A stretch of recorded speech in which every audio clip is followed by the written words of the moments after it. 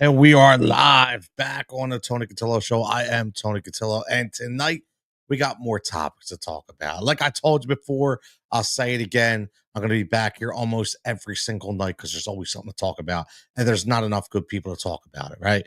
So whether it be Philadelphia, whether it be national, doesn't matter. We're going to talk about it. If you got some comments, let me know. Let me know how you're doing. I know the Phillies lost, so people are pissed off about that, but like I told you, the bullpen is what the bullpen is, right? That's what we want to talk about. But we got some really good things and real good positivity to talk about when it comes to not just the Philadelphia Eagles, but the NFL in general. Because when you have an owner like Jeffrey Lurie doing some of the stuff that he does now, man, I'll tell you what, it's only good for the game. It really is. It's only good for the game, and we gotta talk about it, man. Like we have to talk about it. So looking at this as a whole, if you have been under a rock or you don't get it, but and we also want to talk about little Angel Reese too, because I know she's got a lot of haters out there. I get it. But Angel Reese, man, she's smashing records. She's smashing records, whether you like it or not. She is absolutely smashing them. Okay. Smashing them. So that is obviously a good thing to see. But Jeffrey Lurie today donates $50 million to autism. $50 million. And I say this so slowly and emphatically because it's such an amazing thing. Right? It honestly is. It's such whether you like the Eagles or you don't like the Eagles. I don't care if this was Jerry Jones because we can't stand the Cowboys, right? I don't care. This is just such a remarkable thing to do as a human being. And the single biggest donation to an organization ever, $50 million. I'll tell you, folks, it's remarkable. It really is. And it's a reason why I said before, probably, I would say maybe a month ago, that Jeffrey Lurie is the best owner in sports ever, in my opinion. I said it for Philly Sports on Filter with me and Tom Ornono on 2D Radio. And I said, listen, he single handedly is the best owner ever. Yes, I'm ready to anoint him because here's the thing. If you look at what's going on right now in places like Cincinnati, you saw what happened last year with the New York Giants, but specifically Cincinnati right now. You have players already bad locker room vibes going on. Trey Hendrickson's getting screwed. He wants to get out. Then you got the second year players coming out talking about bad contract negotiations and things of that nature. There's some bad vibes out there, and that all comes down from ownership. It's a reason why, except for 2022, over the last 10 and 15 years, the Bengals have been non-existent when it comes to playoffs or Super Bowl appearances. There's a reason why the Philadelphia Eagles always win. You can hate us. We don't care. It doesn't matter. It's because of good leadership, because of good ownership. And it continues to happen because of things like this. So just a quick, I don't want to waste a ton of time on it. But I do think it needs its flowers because Jeffrey Lurie to me is the best owner in all of sports. And he's shown it. And listen, it's very easy to say we're spoiled because of Jeffrey Lurie, because of John Middleton, right? For Ed Snyder for years with the Flyers. Unfortunately, right now with the Sixers, that's another story for another day. But shout out Jeffrey Lurie. And speaking of Jeffrey Lurie and the Eagles, a lot of talk on the radio today, a lot of talk on the stream today about Jair Alexander, a lot of talks about Trey Hendrickson. Listen, I was on the trade for Trey Hendrickson wagon 3 months ago, 4 months ago, when it came out and it said he was unhappy, when it came out that he wanted to be traded, when it came out that he wanted a new contract. Man, listen, what you're going to be able to get this guy for and what he's going to be able to do, it's a no-brainer to me. It's an absolute no-brainer. You have so many assets for the next 2 to 3 years when it comes to draft capital. There's no reason why you cannot easily send a second or third round pick over there to get Trey Hendrickson. Again, no, it does have to do with money. So we shall see. But I do think that you still have a 2-year window here to win another bowl. And I think that that's why you need to go all in. These are the situations where you need to go all in. Listen, we could be like the Pittsburgh Pirates right now, signing Aaron Rodgers, which is going to be absolutely meaningless, completely meaningless. But we're here right now. We're the defending champions, and now listen, we've paved the way, and there's a reason why people consistently talk about us. There's a reason why we're mentioned when these players are available. A lot of people were talking about Terry McLaurin. I listen, I love Terry McLaurin. I love him. And I hope he gets out of there. I hope he goes somewhere where he can win because he needs to be in that situation because he is that goddamn good. So hopefully Terry McLaurin gets what he needs and he's able to get out of Washington and go to a winning situation. But right now, it's win time. The window again is 2 years. So you look at any of these moves, do I think that you could absolutely go out there and make? I think you have to at least ruffle the feathers a little bit on it. You have to run the tires a little bit on it. You have to think about, how many years you have left of this core, how many years you have left of the nucleus of this team before the salary cap gets harder and harder to manage. Because let's face it, that's what they're going to do. We've already saw some of the reports about how the people are saying that, the Eagles, and again, instead of getting an owner or a GM that is able to do the same kind of thing, the first thing we do in this society we live in is how do we just tear down the people that are getting it to work, right? I mean, listen, that's just what it is. We live in that kind of society, and that's what's going on. So we should see what happens, or I should say, we shall see what happens on this Trey Hendrickson front. But I think it's a no brainer. I think it's something we need to kick the tires on.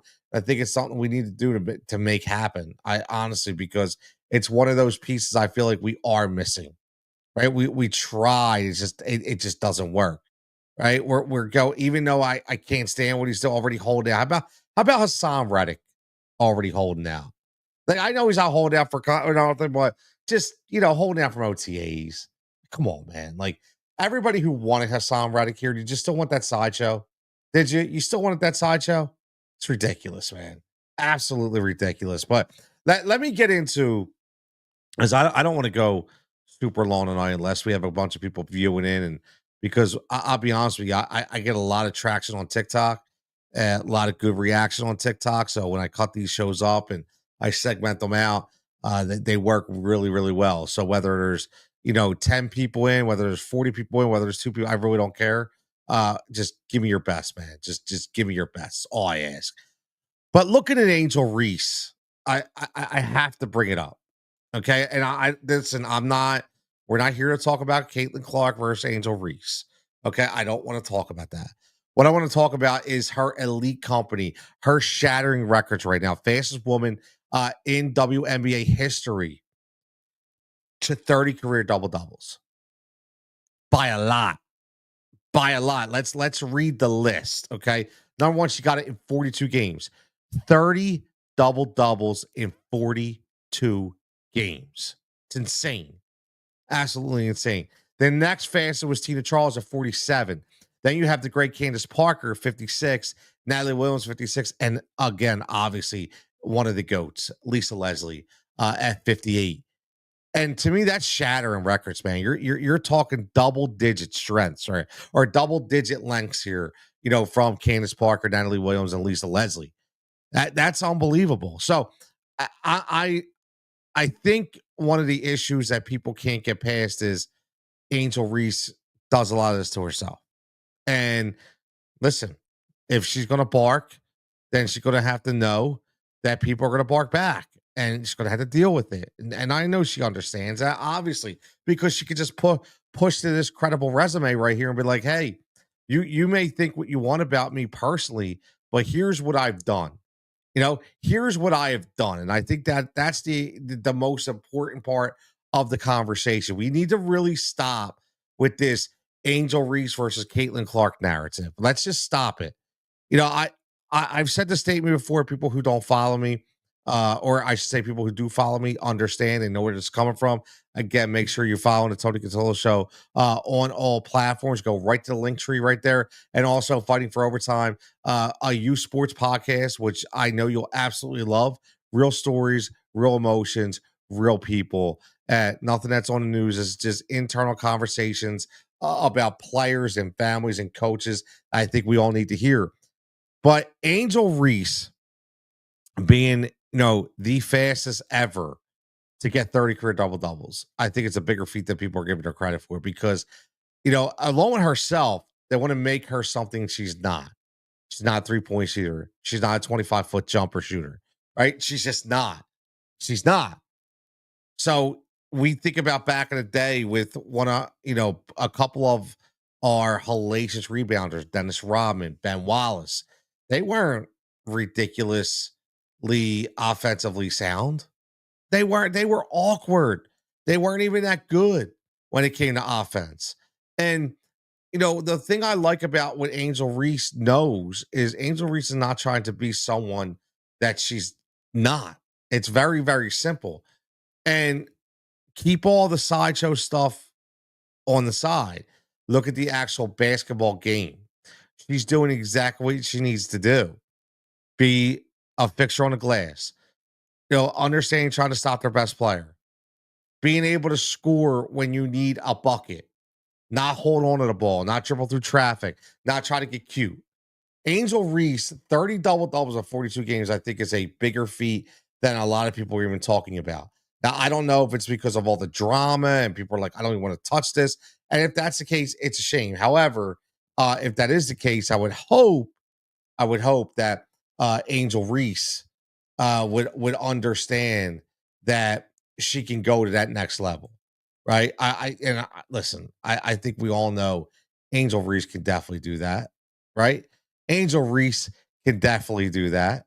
So am I frozen here? Oh man, this is not good. What's going on here? Oh, there. All right. I was frozen there for a minute. That was crazy. But yeah, listen, the one thing about Angel Reese is Angel Reese, and I'm sure that she's been told, and I'm sure she's been mentored. And listen, everything comes with consequences, right? Your words come with consequences. They're very, very simple. And some of the stuff that she puts out there, it causes some drama. I think we understand that. She obviously knows it. She obviously doesn't care. Good for her, right? I listen. I'm one of those people that I don't care what people say. I don't care what people think. I'm just going to do my own thing. Okay, I'm always going to do my own thing, and I think she's under that same mindset.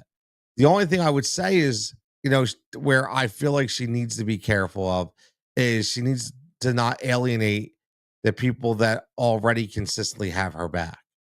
And she gets really close. She gets really close to doing something like that. So that's the last thing that I want to see. My man, see you checking in. What's up, see you? How you doing, my man? Best hair in the game. Best hair in the game. T and the John have really good picks as well. I know he's gearing up for the golf picks this week. See him all the time over there at Sportsline and everywhere else you can find him. He is the man as always.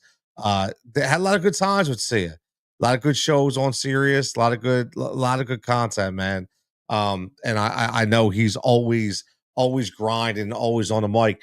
I took a little break for a little while, see it, came back, and now I'm back.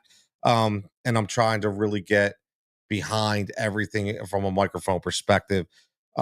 Because again, I don't think there's enough content late at night. And I feel like that works with my schedule. I feel like it works with a lot of other people's schedule. So the late night thing is going to be me. But oh yeah, my man. Listen, there I'll jump on your show late night to run it. Like, see right there, I have proof right there. So me and Sia, we're going to get on together. We're going to plan it. And I'll get Sia on because Sia, listen, if you don't know Sia Najad, you need to know. One of the, very, best people I've ever met in the game. So, that's one thing I will always say when you do this type of thing, whether you want to call it podcasting, whether you want to call it radio, whether you want to call it media, you come across people. Some are very bad. Some are very good. Right. And I will say, man, seriously, and this is not but Sia is one of the best people in the business that I've ever met. So I'm so glad that I've had opportunities to share a stage with him on a national spotlight. And now, hey, listen, man, I'll talk to Sia offline and we'll get him on the show because I think we need a little late night Tony and Sia, not maybe some 90s throwback hip hop talk and some maybe some betting talk. We got football, fantasy football coming up. So I know Sia will be very, very, very excited to talk about that. And speaking about 90s hip hop, I have to say, Tony, no, you know what's funny? Vegas TG, it's not like, listen, I got to throw his comment up there. He says Tony has a mini Hitler muscle. It's not. You know what it is? It's the lighting. It's crazy. It's really not. And I will say this: the funny thing is, I have a full grown, like my mustache is fully grown, but now I'm old, right? So I'm 47. So when I was 40, I didn't have the salt and pepper, right? So now that I'm 47, like that's the only black hair I have. So it's like, do I dye the hair? Right? Do I jump in the full just for men? I can't do it, man. I can't do it. So yeah, I listen, it's so funny. I look at that all the time and I'm like, dude, I got that little like German stash going on, but it's not. It's really not. That's the funny part. But speaking of anybody checking in, right? Make sure you're following, make sure you're liking, make sure you're subscribing. Anything you want to talk about besides what we have on the agenda right now, it's kind of like an open book. I like to get on here, talk about a couple topics, and then wherever it goes, it goes. But I'm a big music guy. I'm a big hip hop guy. I'm a big R&B guy, and watching the BET Awards last night, I will say last night's BET Awards was honestly probably the best music award show I've watched in like 10 years. Number one, they always do it up, right? They always do it up. And the reason why they always do it up and why I think they are the best award show going is because actually, I would say, it's them and country, the CMAs put on a great show too. And I think the reason why both of those platforms put on great shows is because they pay homage to the past, the iconic people that have come up through the business. Like last night, I got to watch Stevie Wonder give the iconic award to Jamie Foxx. And just to see Stevie Wonder up on stage was remarkable to me. To see the performances of tributes to Jamie Foxx, seeing guys like Tank and Teddy friggin' Riley. Are you kidding me? Right? Guys like T-Pain coming through. I just get Dougie Fresh up there with his beatboxing, and then they open up the whole entire 106 in Park throwback, and they brought people opening up with people in the 90s like Ashante. They bring out Ti from the 2000s, right? They were going back and throwing it back, and I think that's why that show is so successful.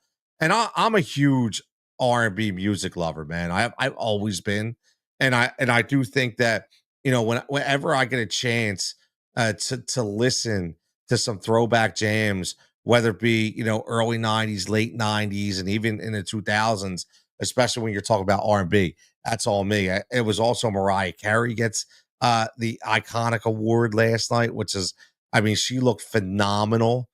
Good for her, phenomenal.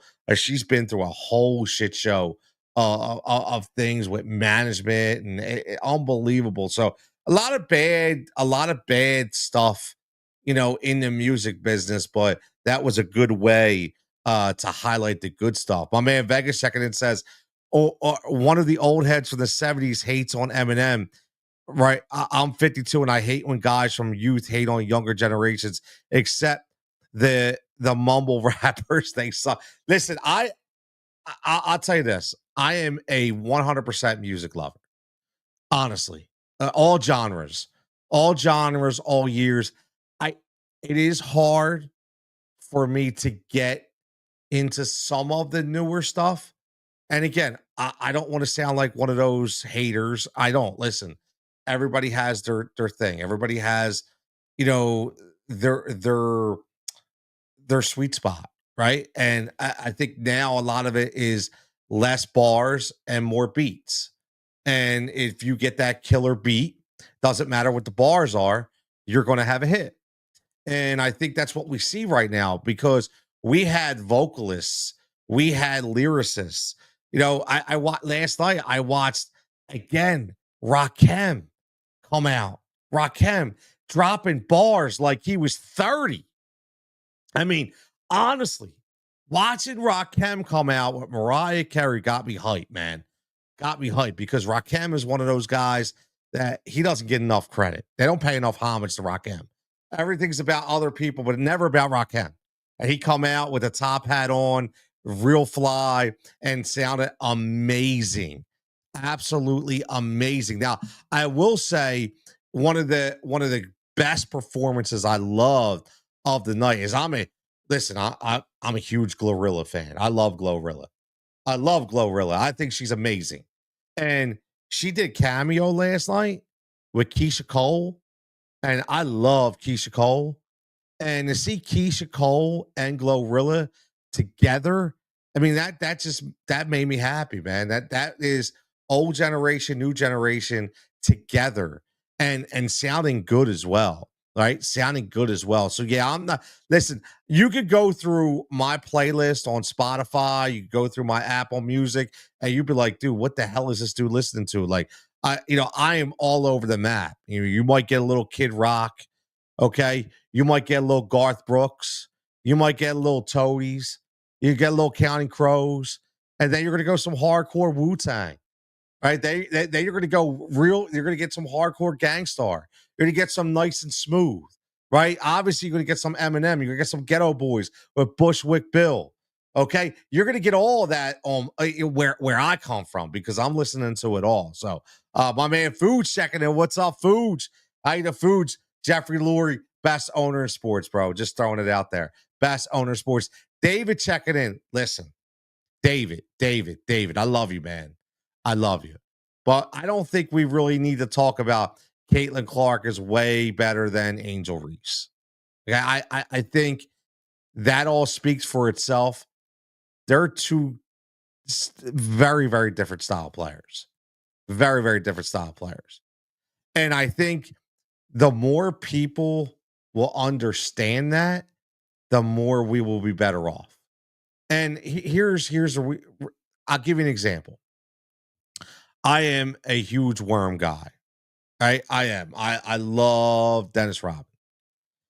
Dennis Rodman, one of my favorite players of all time.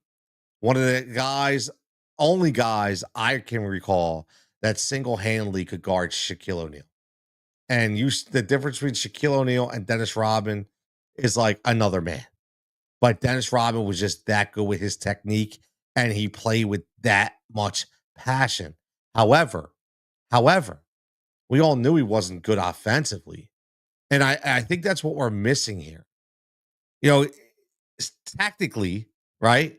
Technically, if you took Caitlin Clark and you took Angel Reese and you took Angel Reese's rebound game and her defensive game, and you put that together with Caitlin Clark's offensive power, I mean, you would have the prototypical best player ever. Okay, so I just want to ask, everybody that's tuned in and listening, and that will listen to this on replay, and that'll check me out on TikTok because I've been getting I've been getting a lot of drive over there on TikTok, and I'm loving it. A lot of good comments, a lot of good interaction, a lot of good engagement. But just can we stop the Caitlyn versus Angel stuff? Can we? And again, I know it's hard because Angel does do a lot of it to herself, but that's who she is, right? That's who she is.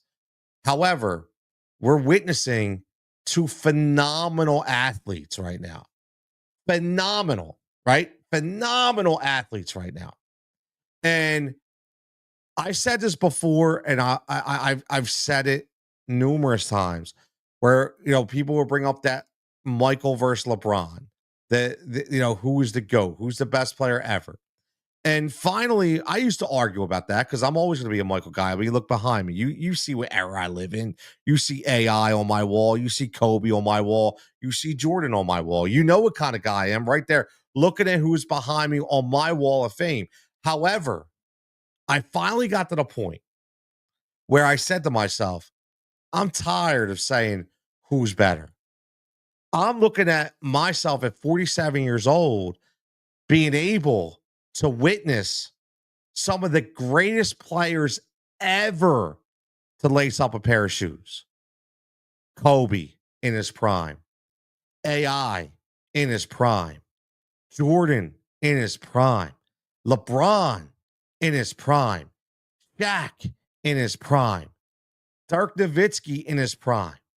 I mean, like Tim Duncan in his prime, Hakeem Olajuwon in his prime. That's who I got to see. They- Like, I am so blessed when it comes to the game of basketball to be able to witness and be able to tell my kids about how fantastic and phenomenal these guys were. Why would I sit there and waste all my energy on just two guys? So I don't care about these top lists. I don't care about who to go. All I'm saying, exactly. Nobody ever brings up Dirk. Dirk Nowitzki. And I don't know if it's because actually, I do know why it is, see. I do know why it is. And I get this argument with all people all the time. It's the same reason why nobody brings up Tim Duncan, because they weren't press people. They weren't spotlight guys. They didn't look for microphones. They didn't look for quotes. They didn't look for clicks.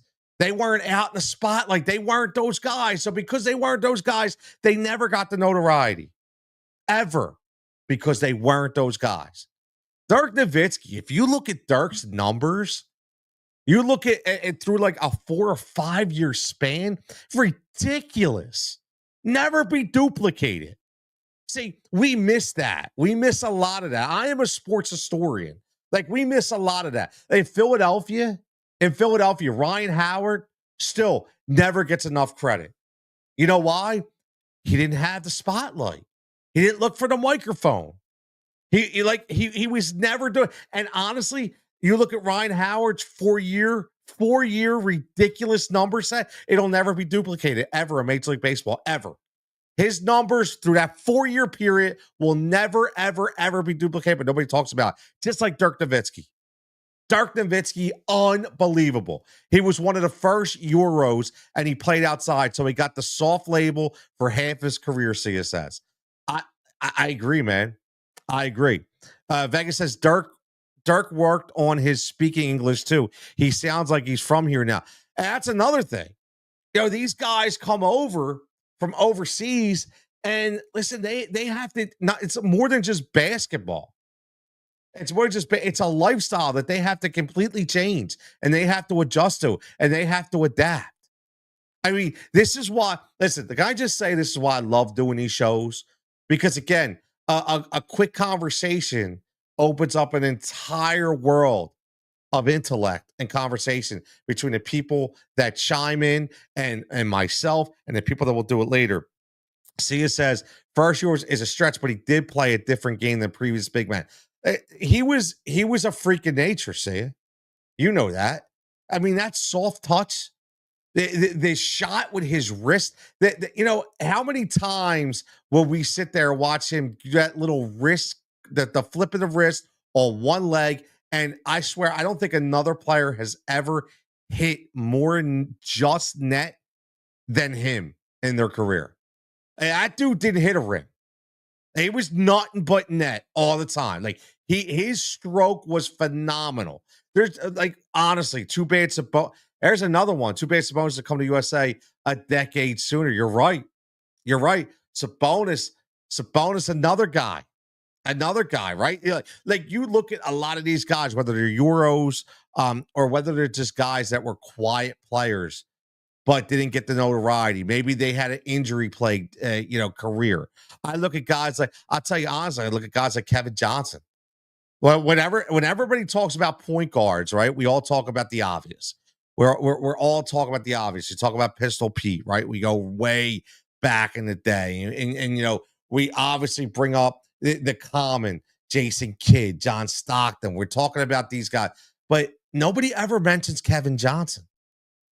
KJ was phenomenal.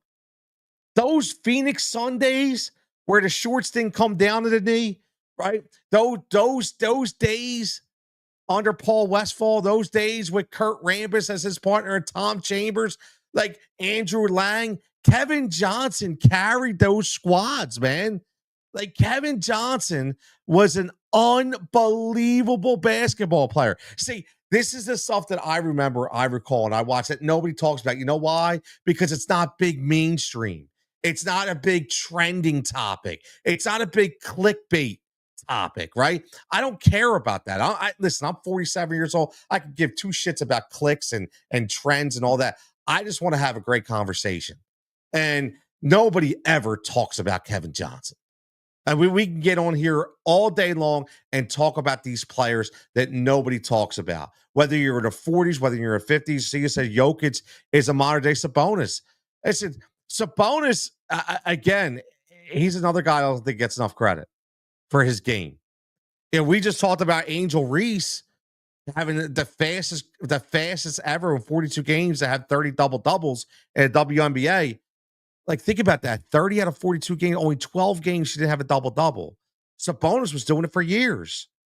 Sabonis was doing it for years. Listen, if you're watching right now, whether you're on X, we got about 117 people on two different accounts. On X, get over when you're done, get over to the YouTube page, Tony Cutillo Show. Make sure you like and subscribe. If you're on the Heat Ratio Sports page, I see about 18 people right now watching on that page. Get over to the Tony Cutillo Show on YouTube and make sure you hit that like and subscribe. And foods, yes, the glove. How can we have a conversation without talking about Gary Payton? Now, Gary Payton loved him some Gary Payton. Now, he's a guy who looked for the microphone. He's the guy who looked for the spotlight. But he backed it up, man. He backed it up. I mean, how many Defensive Player of the Year awards did Gary Payton win? I mean, obviously the nickname the glove, but that's the problem, foods, with our society, right now. Like if you went to an NBA, say you went to an NBA game with a 10,000, say a 10,000 attendance, right? 10,000 people attendance, and you survey 10,000 people and you ask them, hey, you know who the glove is? How many people how many people you think would say Gary Payton? Like, honestly, I say 10. 10. Like 10 out of 10,000. Because we are in such a live now society, nobody ever looks back.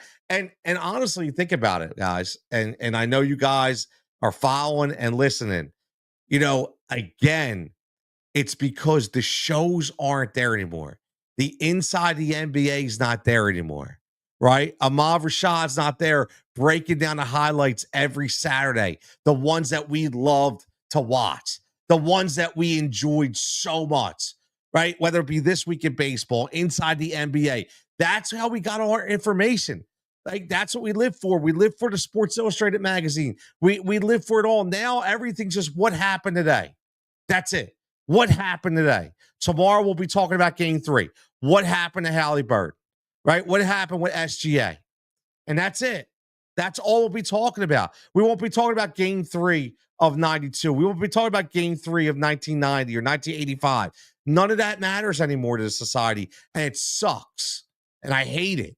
I do. I hate it. I take every chance I get. My own kids I coach, anybody I run across, to talk the historic side of baseball, the historic side of basketball. Hey, did you ever hear of this guy? Man, go look him up. Go look him up. You'd be shocked how amazing this guy was. Like, go look him up. Mel Allen, This Week in Baseball, kicked ass. Absolutely. I tell you what, This Week in Baseball was one of my favorite shows. I still remember the opening of watching Jesse Barfield hit a home run over the stadium in Detroit, like over the roof. How many times would Jesse Barfield be able to, him and Cecil Fielder, go over the roof there? And that was always on the highlights with This Week in Baseball. Inside the NBA to me was it? I think it was Inside the NBA or the NBA or the NBA stuff or something, whatever it was with Ahmad Rashad. That was a fantastic show, something I watched every single week. Because again, it allowed me to be in tune with the modern day athlete at that time, and it gave me a lot of information, a lot of information. And what I will say too is nowadays, and see, you'll know this if you're still paying attention. Um, Getting into the betting side of things, and the fantasy football side of things. Like when I got into the fantasy sports side of things, that's where I got a lot of my education. A lot of people frowned upon sports betting and fantasy sports and said, I'm not going to get into it because, all you care about is numbers. That's not the case. Yeah, you're right. I get it. We talk about betting. You're talking, who scored a touchdown for my fantasy team. I understand that. But however, when you were really involved in both of those aspects of sports, the amount of due diligence you have to do, right? The amount of research that you have to do, any of that stuff that you would have to do, that right there, okay, that right there would be where I got a lot of my information because I was going back and looking at the record books. I was going back and looking at the trends. I understood jersey numbers. I understood home and away splits. And that gave me a lot of information, right? A lot of information. Like I would never, especially in baseball, right? Baseball has such a deep roster. And, a lot of those players I wouldn't have really known. Okay, I wouldn't of it unless I researched them for my FFVP or my home run prop, or I wouldn't know. I honestly wouldn't know, and so I thank fantasy sports and sports betting for giving me more of an education. And I think that I say this old head term to my kids all the time, like, hey man, why don't you stop scrolling on TikTok and actually try to learn something, right?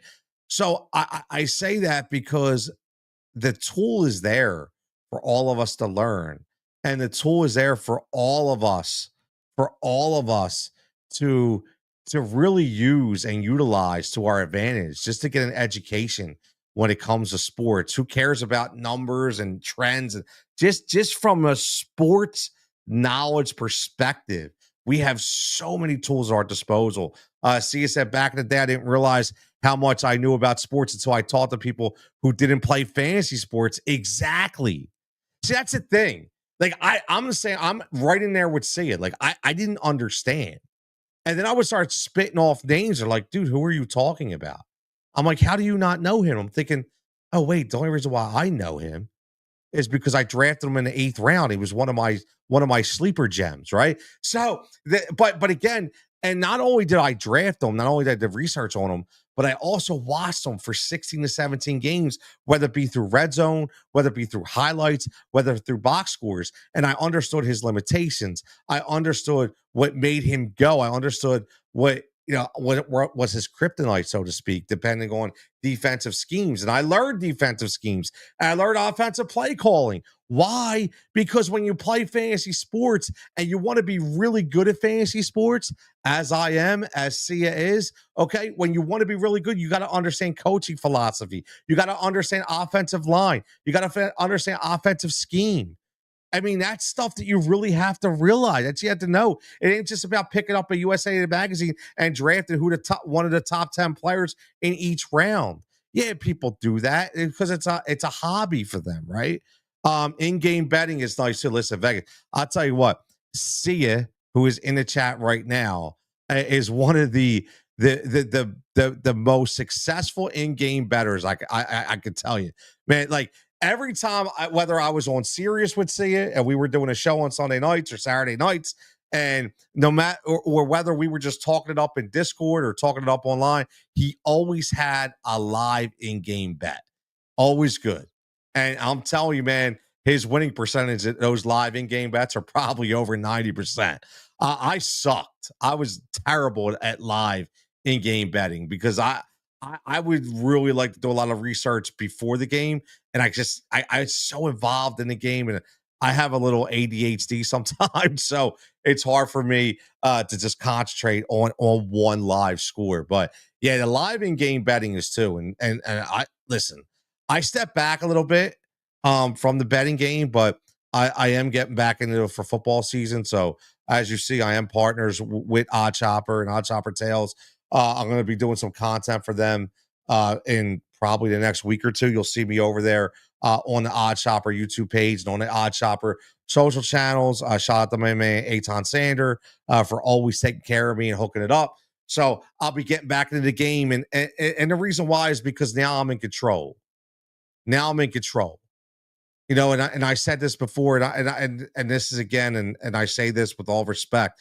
You know, C is one of the best dudes I ever met. One of the guys that deserves to hold a microphone, that deserves to be in front of a camera, that deserves to be behind, behind a radio wave, right?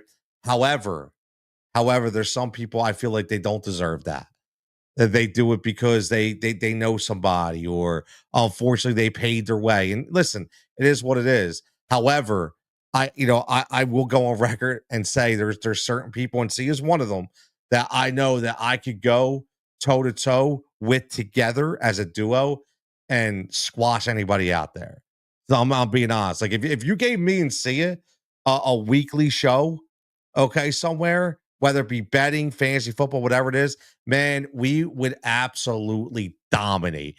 And I'm telling you that right now. And that's with full conviction. I'm telling you that right now. Vegas says, or Jose, yeah, Mets are 5 games up. Listen, Jose, I'm gonna tell you something that pisses me off too. We rode this in Philadelphia. We got that 9-game winning streak, and we had to hear all the, well, who did you really beat? And then we get swept by the Pirates, and all of a sudden now the Mets are fine. Like, that's not good, man. That's not good. I'm pissed off too. Vegas says, I love the play-by-play betting, run or pass, and who gets the ball makes sitting in the sports book at a casino even more exciting. I will tell you, that was one of the things I really enjoyed. I did that last year a few times. I'm only a few miles away from some sports books around here, and I've gone there. And like if my kids were out, because I do like to spend my Sundays with my kids, watch Scott Hansen on Red Zone. However, when they weren't, they were just up with their buddies or something, I did go to a sports book and place a couple bets and just watch her, had a couple drinks, and I'll tell you what, it is pretty exciting. It is. It's pretty exciting to watch on the big screens and be in that environment and understand what's going on and hear the oohs and the ahs and who's cashing, who's getting burnt, right? It is it's a really good a really good time. So yeah, I'm actually gonna do that more. Actually, I would love, and again, this is, even though this is the point of the show is not just Philly, because as you can see, I'm all over the place. I could talk several different topics. I am based in Philadelphia, right? So, not in, I'm a little, I live outside of Philly in Bucks County, but I'm born and raised in Philadelphia. But what I want to say is, like, this year, face football, as this channel grows and people locally get involved, because I'm trying to get, listen, this is the shot for all the people out there that said they can't stand Philly radio. Okay. Everybody says they can't stand Philly radio.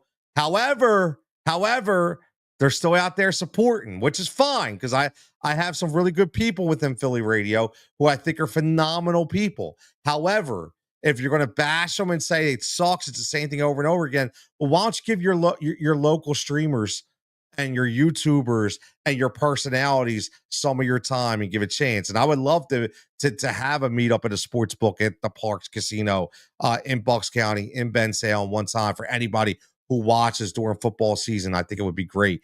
And first drink will always be on me. I'll throw it out there right there, because that's the way I roll, because I love supporting the people that support me. And I'm excited about this upcoming NFL season, man. I really am. I mean, listen, not just from an Eagles perspective, just from the NFL, because the NFL is king. And right now, as much as we're talking about baseball and the NBA finals, which listen, the NBA finals, I didn't watch a game in the NBA for probably like half the season. And I start watching the Knicks, and I start watching their series, and I start watching Denver, and I start watching the West Coast a little bit, and I'm like, I'm getting back. And these dudes were bumping. They were bumping and banging, man. They were bringing back that hardcore style of basketball. And it's a shame, because the NBA definitely is going to have to do something. So my man Fuge is there. Let me know. I'm in to meet up at Parks. Yo, Fuge, we're gonna for football season. right? Football season, we're gonna have to set one up. We're gonna have to set one up, a meet up at parks. We're gonna have to set one up where we can hang, and specifically, obviously, we'll get one where the Eagles aren't playing because I want to do it where the Eagles aren't playing. Maybe they're playing like a Sunday night game. We'll do it Sunday afternoon. I think it would be great. Vegas says a YouTube creator from Vegas going on YouTube guy and his wife in front of the Bellagio's there. Oh, wow, are you serious? A YouTube creator from Vegas killed another YouTube guy and his wife in front of the Bellagio yesterday over copyright infringement. Wow, man, like the hell is wrong with people? I don't again. I don't understand the mindset. And I the only thing I would say is the only thing I think we all have to blame um is social media. What happened? Victor says, "What happened to Angel Reese son?" Listen, no, nothing, nothing. The Angel, I'm touting Angel Reese, Victor. She just shattered the record tonight, man. She is the quickest woman in WNBA history to get to 30 double double. She did it in 42 games. So I am what I'm doing is I'm touting Angel Reese for that ridiculous accolade and something that again I think that we need to look more into. I mean, she's on a list with Tina Charles, Candace Parker, Natalie Williams, and Lisa Leslie. I mean, that's something you can't take away from Angel Reese. So yeah, I'm giving her flowers and rightfully so because I think she deserves them. Vegas says Manny Sin City killed Finney the good and his what that listen, I don't even know what goes on in people's mind when it comes to this. Like I used to like back in the day, I used to get crazy angry when I used to do this stuff. I used to get absolutely nuts. That's why they called me Jigsaw, and that's why my nickname was Jigsaw. And I still get some Jigsaw moments and things of that nature. But listen, man, like eventually we're here to be opinionated and we're here to share perspectives. I mean, I don't understand why that would have to turn into violence. It's this is a crazy world we live in, man. You're right. No respect for life. There's no. I think that might be one of the biggest things, Vegas. That statement right there, the no respect for life thing to me is mind-boggling. It is because I've watched so many good people die at such a young age from sickness, cancer, heart attacks, right? Whether they were in a bad spot at a bad time, car accident, plane crash, and the way that people, they don't even respect the gift of life anymore. I'm telling you, man, it's a weird place that we live in right now. That's all I'm gonna say. It's a very weird. Respect life, people. Seriously, respect all lives. Whatever. Listen, I don't get in. That's one thing on this show that I don't ban people. I don't block people unless you get a little crazy. Okay, unless you get a little crazy. Like I don't. These streams that I do and the shows I've done for years, whether it be on Sirius, whether it be on VSiN, whether it be on Fox Sports, or whether it be on my doing my own thing. One thing I've always said is, I'm not here to hate on people's race or nationality or stupid um like political party, all that crap. Like, nah, man, like I'm not here for that. That's not what this is. One thing I always say is sports is supposed to bring everybody together. Always has, in my opinion, always will. I like look at the guy like Sia. I would have never known Sia if it wasn't for sports, right? And I don't like honestly like that's just what I think is the super coolest thing is, you look at all these comments that are coming in. I don't know who's who. If you don't have a picture of yourself, I don't know. I don't know if you're white, black, Asian, Italian, orange, Japanese, Chinese, Democrat, Republic. Like I don't care. Like I'm not. I'm here to talk sports, man. Like that's honestly like to go back to this Angel Reese thing. That's why I hate the fact that no matter who it is. This isn't pointing at anybody in direct or anything like that, but I just hate that race has to come into it, because obviously Caitlin Clark is white and Angel Reese is African American, right? The same thing like we had with Magic Johnson, Larry Bird. I hate it. I hate it. Like, why are we just not talking about the skill? Why? And that goes for both sides, both ethnicities, right? There's people on both sides, and I hate it. Like, all I want to talk is basketball. Like, honestly, I just want to talk their games. Like, their ethnicity should not be indicative of what they do on the court. And unfortunately, that's where we are as a society. It sucks. And I hate it. I wasn't brought up that way, and I'll never be like that. So I just want to talk about their basketball. That's it, man. That's it. It's a shame that sometimes we can't do that. So yeah, no respect for life is a good way to sum it up, man. It is a good way to sum it up. But listen, fantasy sports is right around the corner. We're already talking. It's June 10th. The mock drafts are that's one thing I will miss. Was every Sunday night on Sirius, we would have the mock draft and we would do the first two rounds and the callers would cut in and they would get the picks and we would set it up and I will miss that. I will miss that definitely. But when people don't respect your talent that you have or your abilities, sometimes you just got to go, you know what? I'm good. I'm going to do my own thing. So, what's important for me is to still be able to talk sports betting, still be able to talk fantasy football and fantasy sports, which I will continue to do. Just on my own platform, my own channel, and obviously, like I said, through Odd Shopper and Odd Shopper Tales powering this show, obviously, but those great people over there that are allowing me to create content, and wanting me to put my stamp on a lot of their models. Food says fantasy football books and pre-draft rankings are coming out. Be careful about those books, Foods. Okay, because here's what a lot of people don't understand about those books, and I tell these people this all the time. Those books, those Athlon sports books, and your fantasy football index. They were printed in March, right? Yeah, people don't realize that. Like those books were already printed. They hit the shelves now. It's bad data already. So when you get the book, you buy the $8, $9, $10 book, you're already going to have to go in there and subscribe to the data. I will tell you this, and I don't work for these guys, and I don't have any sponsorships with these guys, but I'm telling you right now, fftoday.com. fftoday.com is gold. That site is absolute gold and it's free. They take donations. I highly recommend throw them a couple bucks, 10, $20, whatever. And listen, I will tell you that site has been my go-to site for years. And the reason why is they have every stat that you need. They have everything broken down for you.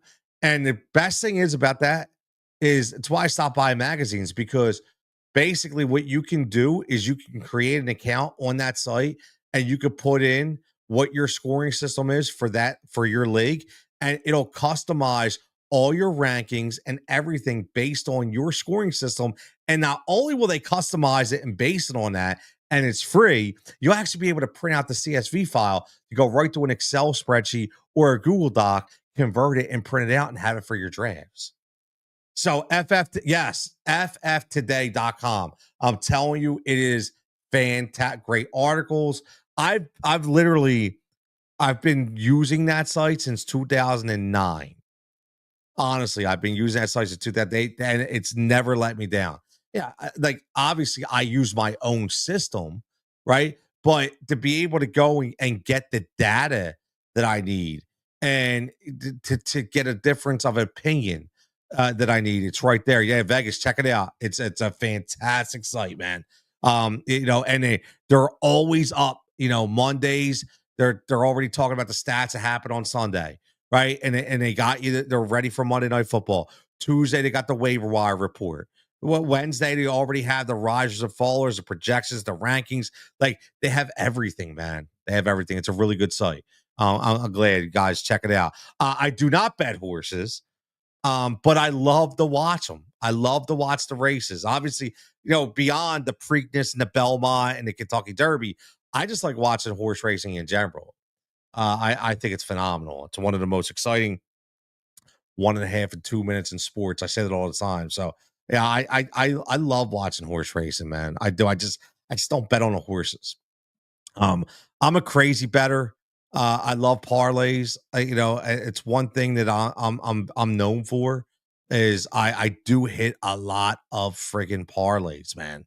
Like I'm still living off the parlays that I hit 2 years ago. Like I still never made a deposit in my account.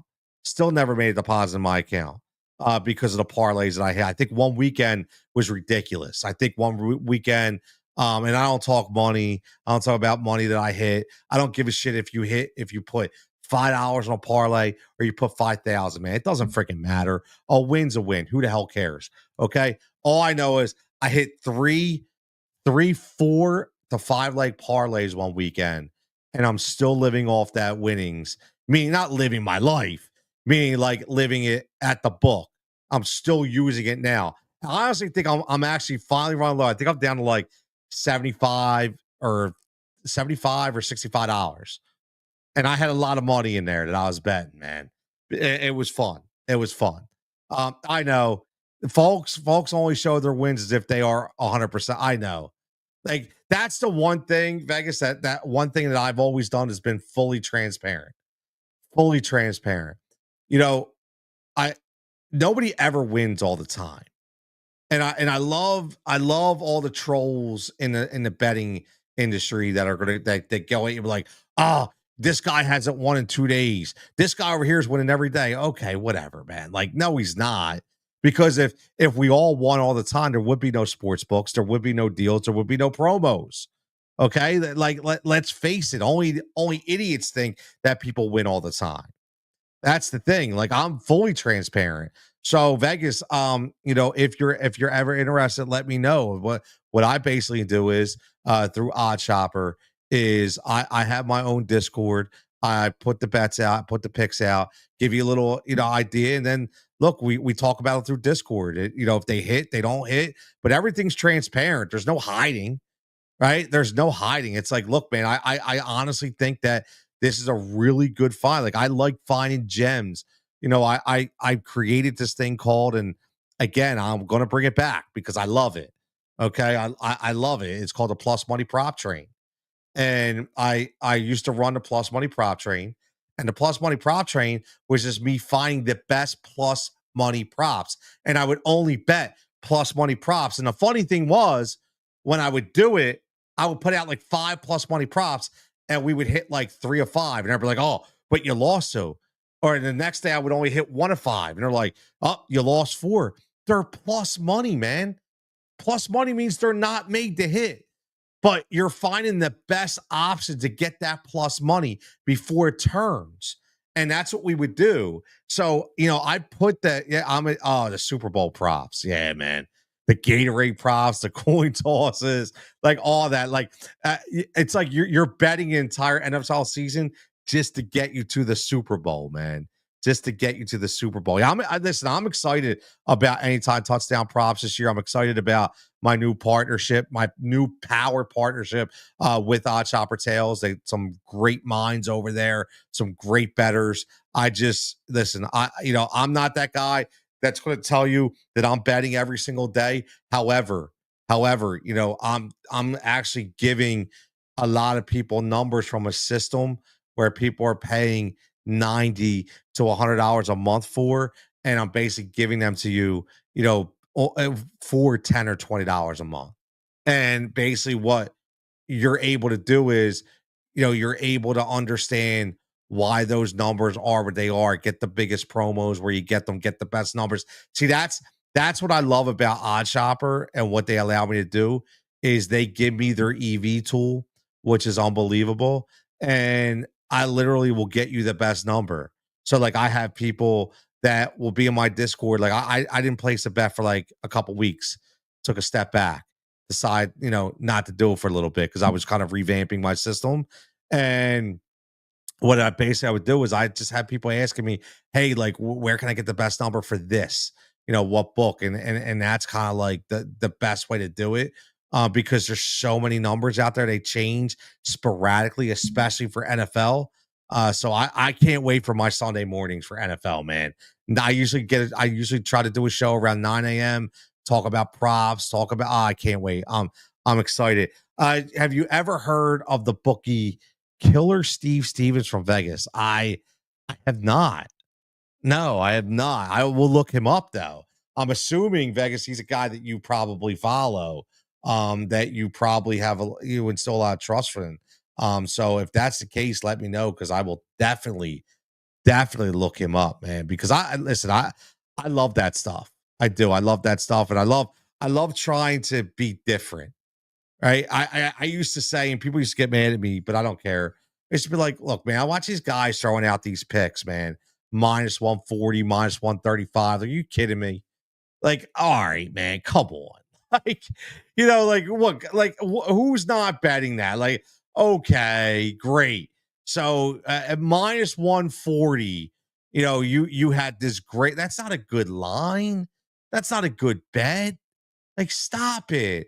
Right? That's why I used to like to get different, man. Like, I used to really like to get different. How can we get the best plus money parlay with the best prop promo that we can combine and get the best number for, man?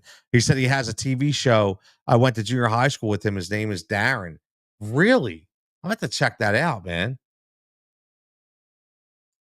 I love trying to find new people and different perspectives. I do. I think it's the best part about the internet. It really is. So he owns official VIP Sports Las Vegas. His TV show was called Money Talk. I okay. I think I know who you're talking about then. You say Money Talks. Now I remember Money Talks. So I think I know exactly what you're talking about. I'm gonna look him up with his new stuff, but I remember, I definitely remember Money Talks. I definitely remember Money Talks. And again, that's what it's all about, right? Money talks. But listen, we just hit that hour point, and we're getting to a point because now it's midnight on the East Coast, and full transparency, I want to go watch NXT because I did not watch NXT tonight. I am a huge wrestling fan. And as you can see, if you are just subscribing or you haven't subscribed yet, if you're watching on X right now, make sure you get over to the Tony Cutillo Show on YouTube.